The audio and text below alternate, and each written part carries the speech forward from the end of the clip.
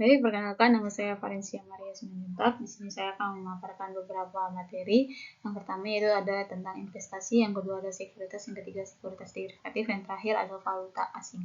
Dan yang pertama kita akan membahas mengenai investasi. Nah, definisi investasi yang pertama menurut Salim HS dan Budi Sutrisno yaitu investasi itu adalah suatu aktivitas penanaman modal oleh investor, baik investor lokal maupun investor asing dalam berbagai jenis bidang usaha yang terbuka untuk suatu investasi. Di sini dapat kita lihat tujuan dari investasi. Yang pertama yaitu ada meningkatkan pendapatan, yang kedua jaminan bisnis, dan yang ketiga pastinya untuk memperbesar usaha, yang keempat adalah mengurangi persaingan. Nah, dapat kita ketahui ada banyak manfaat dari investasi, yaitu tujuannya untuk mendapatkan penghasilan tambahan, membantu mencapai tujuan hidup, membuat finansial jauh lebih aman, dan terakhir nominal uang dapat bertambah. Nah, di sini dapat kita lihat juga rumus dari future value pada investasi, yaitu FV sama dengan P dikali 2,1 plus R dipangkatkan dengan T, di mana FV itu adalah nilai investasi di masa yang akan datang, dan P itu adalah modal awal investasi, R itu adalah tingkat bunga per tahun, dan T itu adalah waktu dalam tahun. Di sini dapat kita lihat juga rumus dari return of investment atau ROI pada investasi, yaitu ROI sama dengan K per P dikali dengan 100%, di mana K-nya itu adalah keuntungan atau laba bersih. Nah, di sini dapat kita lihat contoh soal. Contoh soalnya yaitu seseorang menanamkan uang sebesar 5 juta rupiah di sebuah produk investasi dengan besar bunga majemuk sebesar 10% per tahun. Itu nilai FV dari investasi tersebut selama 5 tahun. Nah, di sini dapat kita ketahui P-nya itu adalah 5 juta rupiah, R-nya itu adalah 10% atau 0,1, dan T-nya itu sekitar 5 tahun. Yang ditanya adalah FV future value-nya. Nah, langsung saja kita substitusi ya, tentunya ke rumus, di mana FV adalah FV sama dengan P dikali 1 plus R pangkatkan dengan T, di mana P-nya itu adalah 5 juta dikali 1 plus 0,1 dipangkalkan dengan 5. Nah, dan di mana hasilnya itu yang didapat adalah 8 juta 52.550 rupiah. Jadi investasi yang diterima oleh seseorang tersebut selama 5 tahun yaitu sebesar 8 juta 52.550 rupiah. Yang kedua yaitu tentang sekuritas. Definisi sekuritas yang pertama menurut Fisher dan Jordan pada tahun 1995, sekuritas adalah instrumen keuangan yang memiliki nilai dan dapat diperdagangkan, seperti saham dan obligasi yang digunakan untuk investasi dan pengelolaan risiko.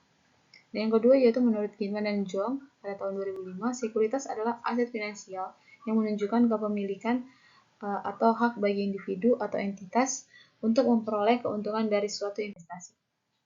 Nah, di sini dapat kita lihat tujuan utama dari sekuritas yaitu memberikan instrumen investasi yang dapat digunakan oleh individu, perusahaan, atau pemerintah untuk mencapai berbagai tujuan finansial, seperti contohnya penggalangan dana, investasi, dan keuntungan, dan lain-lain.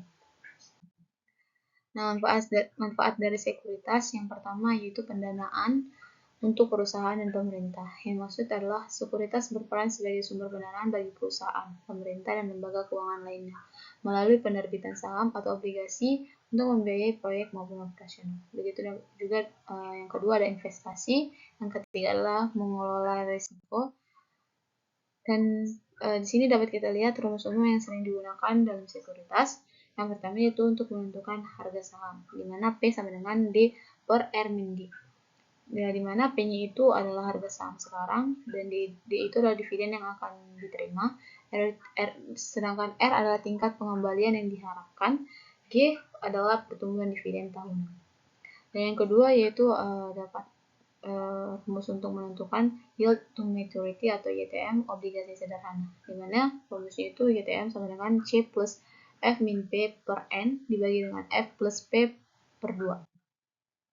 Di mana C itu adalah kupon tahunan, F itu adalah nilai nominal atau face value, dan P itu adalah harga pasar obligasi, sedangkan N adalah waktu hingga jatuh tempo dalam tahun. Yang ketiga ada harga obligasi, dan rumusnya dapat dilihat di layar.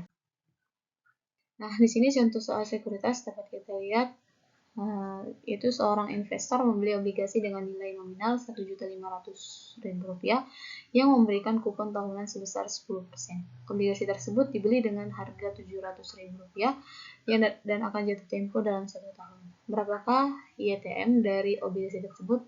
Nah, di sini dapat kita ketahui F-nya itu yaitu Rp1.500.000 dan C-nya itu kupon tahunannya itu sebesar Rp150.000. Ini dapatkan dari kupon besar tahunan itu 10% dikali dengan Rp1.500.000. Maka dapat hasilnya Rp150.000.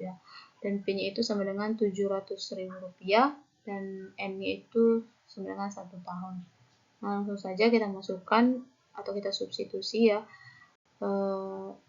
variabel-variabel yang sudah ditentukan ke dalam persamaan.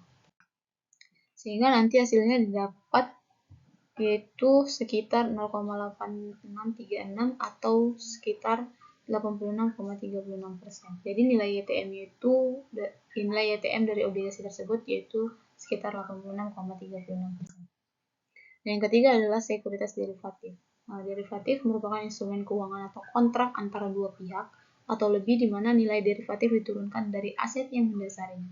Seiring dengan meningkatnya jumlah emiten yang menerbitkan dan mencatatkan sekuritas derivatif di bursa efek, aktivitas perdagangan instrumen ini semakin berkembang dan menarik minat investor untuk berpartisipasi dalam transaksi jual beli sekuritas derivatif.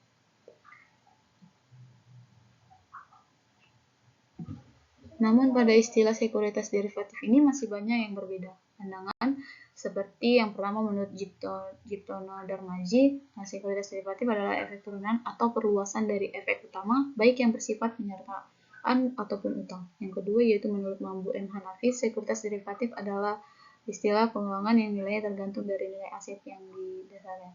Yang ketiga adalah menurut Undang-Undang Pasar Modal Nomor 8 Tahun 1995, sekuritas derivatif adalah beberapa jenis efek yang ditawarkan emiten kepada publik secara lanjutan dari efek yang telah dahulu dipasarkan.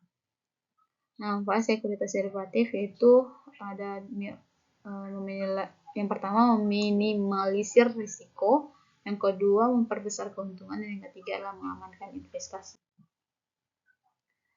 Nah, jenis sekuritas derivatif yang diperdagangkan pasar modal Indonesia secara umum otomatis dibagi menjadi 6 macam. Yang pertama ada waran, di mana waran adalah salah satu surat berharga yang dikeluarkan oleh perusahaan yang memberikan hak kepada pemegang untuk membeli saham perusahaan dengan harga tertentu selama periode tertentu pula.